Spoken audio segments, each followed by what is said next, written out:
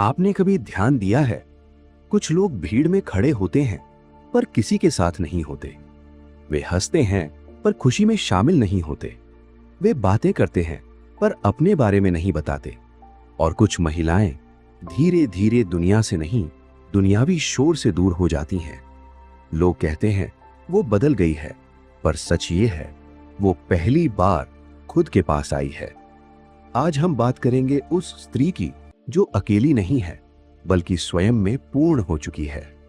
एक दिन अचानक कोई अकेला नहीं होता। अकेलापन किसी का शौक नहीं होता।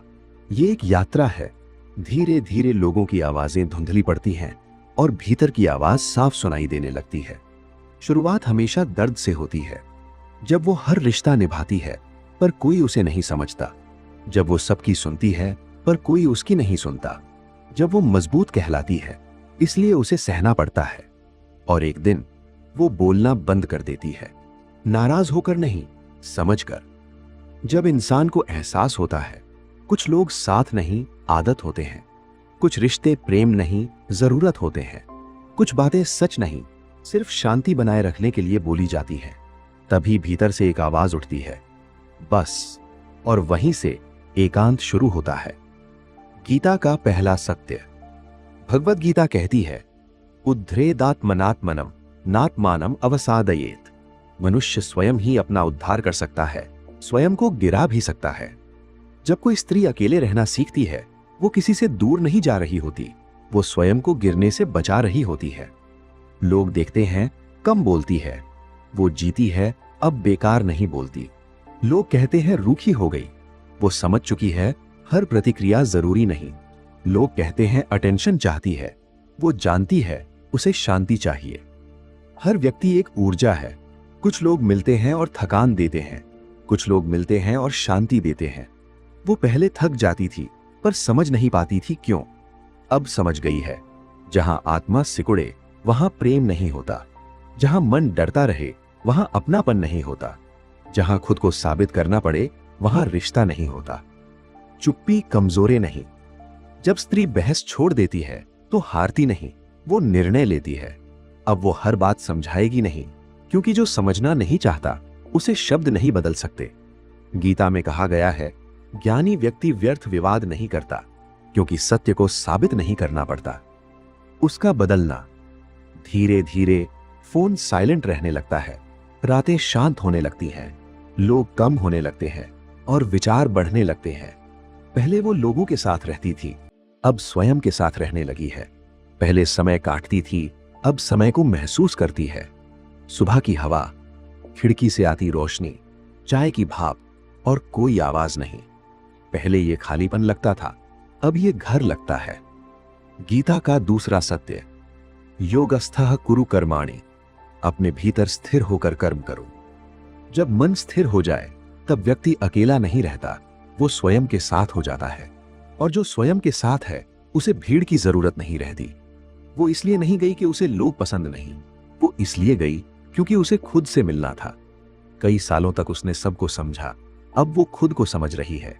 कई सालों तक उसने निभाया, अब वो जी रही है। समाज कहता है अकेला बराबर दुखी, पर सत्य है अकेला बराबर जागृत। जो स्वयं को सुन ले उसे दुनिया की आवाज कम लगती है। जो स्वयं को जान ले उसे प्रमाण की जरूरत नहीं रहती। भीतर की यात्रा। एक दिन वो खुद से पूछती है, मैं कैसी हूं? और पहली बार उसके पास कोई जवाब नहीं होता।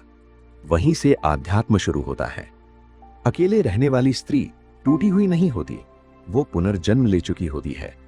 पर असली बदलाव अभी शुरू हुआ है, क्योंकि जब व्यक्ति दुनिया से हटता है तभी वो अपने मन से मिलता है। और मन से मिलना सबसे कठिन साधना है। जब इंसान अकेला बैठता है तो शुरुआत में उसे शांति नहीं मिलती, उसे खुद से मुलाकात होती है। और सच ये है, सबसे कठिन मुलाकात दुनिया से नहीं, अपने मन से होती है। क्योंकि बाहर के लोग हमें चोट देते हैं, पर भीतर की आवाज हमें सच बताती है। और सच हमेशा आसान नहीं होता। भीतर का शोर। जब वो स्त्री अकेली बैठती है तो पहले दिन शांति नहीं आती। आते हैं पुराने संवाद, पुराने चेहरे, पुराने शब्द। तुम बदल गई हो, तुम ज्यादा सोचती हो, तुम्हें प्रॉब्लम है। वो सोचती है, क्या सच में मुझ में ही कमी थी? यही वो क्षण है जहां से आत्मज्ञान शुरू होता है। गीता का तीसरा सत्य। भगवान कृष्ण अर्जुन से कहते हैं, मनयेव मनुष्याणाम कारणम बंध मोक्षयोः।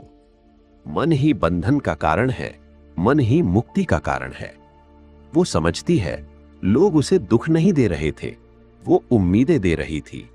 लोग उसे अनदेखा नहीं कर रहे थे, वो स्वयं को छोड़ रही थी। दर्द बाहर नहीं था, आसक्ति भीतर थी। स्वयं से सामना। पहली बार वो अपने डर देखती है, त्याग दिए जाने का डर, अकेले रह जाने का डर, गलत समझे जाने का डर। और फिर एक दिन वो थक जाती है डरते डरते, और वहीं एक नई शांति जन्म लेती है। अब वो खुद से कहती है, हां, मैंने जरूरत से ज्यादा दिया, हां, मैंने खुद को खोया, हां, मैंने लोगों को अपने ऊपर रखा। और जैसे ही मन सच स्वीकारता है, आत्मा हल्की हो जाती है। ऊर्जा का बदलना। अब चीजें बदलती हैं। पहले वो प्रतिक्रिया देती थी, अब वो निरीक्षण करती है। पहले वो समझाती थी, अब वो समझती है। पहले वो रुकती थी, अब वो देखती है कौन रुकता है। अजीब बात होती है, जब इंसान मौन में जाता है तो शब्दों से ज्यादा ऊर्जा सुनाई देती है। अब वो चेहरों से नहीं, भावों से पहचानती है, बातों से नहीं, इरादों से समझती है। और उसे पहली बार एहसास होता है, बहुत लोग साथ थे पर अपने नहीं थे। गीता का चौथा सत्य। ज्ञानी समदर्शी होता है। जिसे ज्ञान हो जाए वो आकर्षण से नहीं बहता, वो सत्य को देखता है। अब उसे लोगों की बातें चोट नहीं देती, क्योंकि वो कारण देख लेती है। कोई घमंड से बोलता है, क्योंकि वो भीतर से असुरक्षित है। कोई अनदेखा करता है, क्योंकि वो स्वयं से भाग रहा है। कोई चोट देता है, क्योंकि वो स्वयं घायल है। और ये समझ क्षमा बन जाती है। पहले उसकी चुप्पी दर्द थी, अब उसकी चुप्पी निर्णय है। अब वो हर किसी को अपनी कहानी नहीं बताएगी, क्योंकि हर कोई सुनने के लिए नहीं आता। कुछ लोग सिर्फ जज करने आते हैं। पहले अकेलापन उसे खाता था, अब एकांत उसे बनाता है।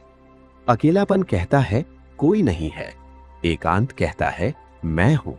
और जब मैं हूं का अनुभव होता है तो जीवन बदल जाता है।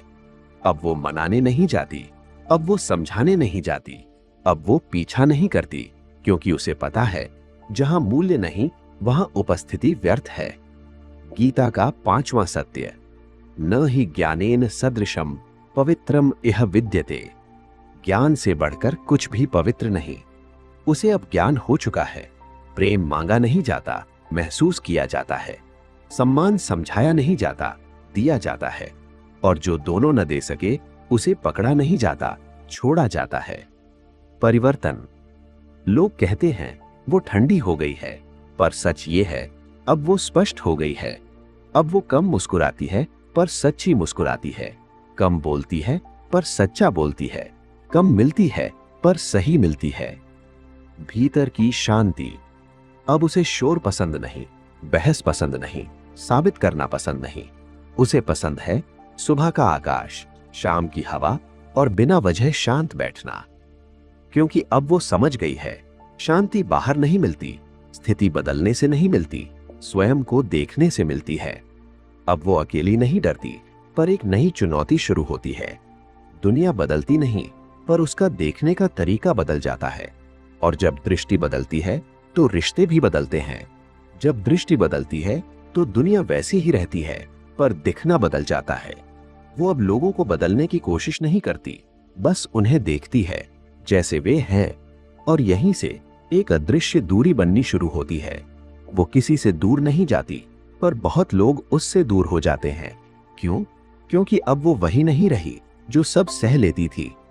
दुनिया का एक सूक्ष्म नियम है, जो व्यक्ति स्वयं को समझ लेता है वो झूठी बातों से समझौता नहीं कर पाता। पहले वो चुप रहती थी क्योंकि उसे खोने का डर था। अब वो शांत रहती है क्योंकि उसे खुद को खोने का डर है। और ये अंतर बहुत गहरा है। रिश्तों की परीक्षा। अब जब कोई उसके जीवन में आता है तो वो ये नहीं देखती कि वो कितना बोलता है, वो ये देखती है कि वो कितना स्थिर है।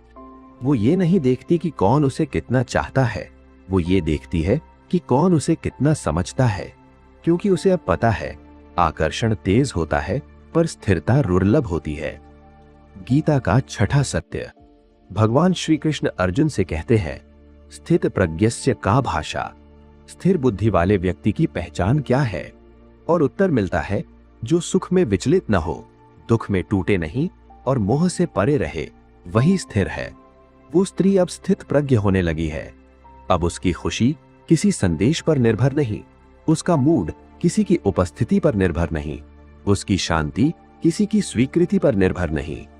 लोग क्यों दूर होने लगते हैं? कुछ लोग इसलिए दूर होते हैं क्योंकि अब वो उन्हें खुश करने के लिए अपने सिद्धांत नहीं तोड़ती। कुछ लोग इसलिए दूर होते हैं क्योंकि अब वो हर समय उपलब्ध नहीं रहती। कुछ लोग इसलिए दूर होते हैं क्योंकि अब वो सच बोल देती है, शांत स्वर में पर स्पष्ट, और सत्य हर किसी को स्वीकार नहीं होता। पहले वो पहचान चाहती थी, अब उसे पहचान की जरूरत नहीं। पहले वो सुनी जाना चाहती थी, अब वो स्वयं को सुनती है। पहले वो हर रिश्ते को बचाना चाहती थी, अब वो केवल सत्य रिश्तों को रहने देती है। और जो नकली होते हैं वो स्वयं गिर जाते हैं। अब उसकी चुप्पी डर की नहीं, ध्यान की होती है। वो अकेली बैठकर अपने विचारों को देख सकती है। वो समझती है हर भावना पर विश्वास नहीं करना चाहिए, हर विचार सच नहीं होता। मन कभी कभी पुराने घावों की आवाज भी होता है, और वो अब मन को देखती है, मन में बहती नहीं। गीता का सातवां सत्य। यदा यदा ही धर्मस्य ग्लानिर्भवति। जब भीतर असंतुलन बढ़ता है तो चेतना स्वयं को पुनः संतुलित करती है।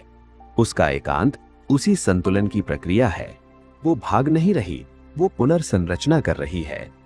अब उसे छोटी चीजों में आनंद मिलता है, बारिश की आवाज, खाली सड़क, दीपक की लौ, प्रार्थना का मौन।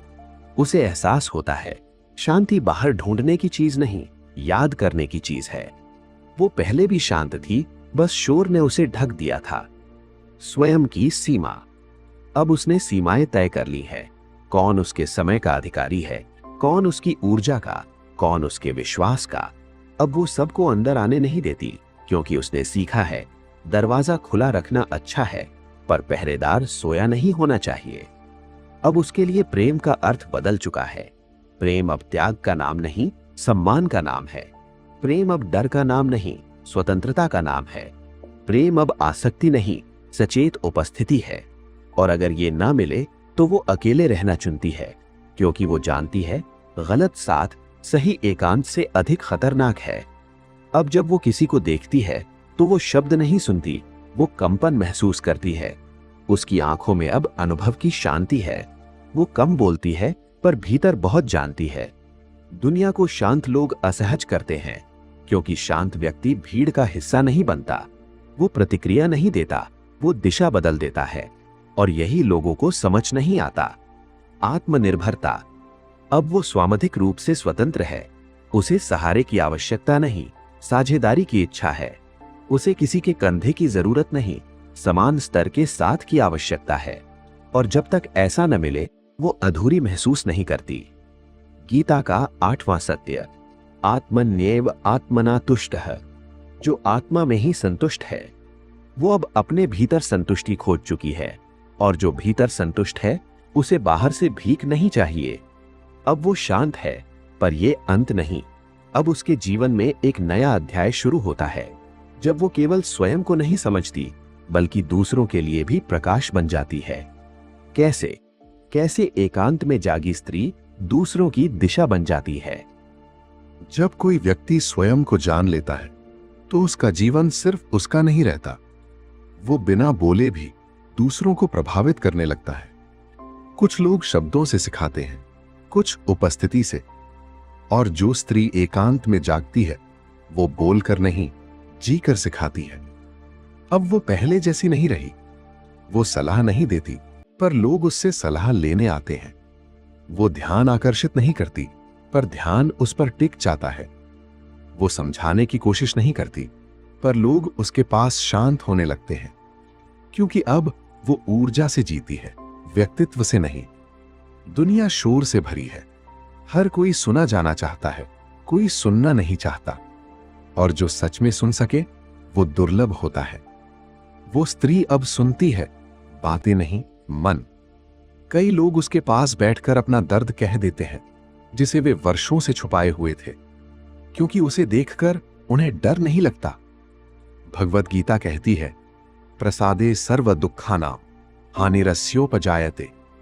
आंतरिक प्रसन्नता से सारे दुख शांत हो जाते हैं। उसकी शांति दूसरों के मन को स्थिर करती है। वो समस्या हल नहीं करती, मन शांत कर देती है, और शांत मन समाधान खुद खोज लेता है।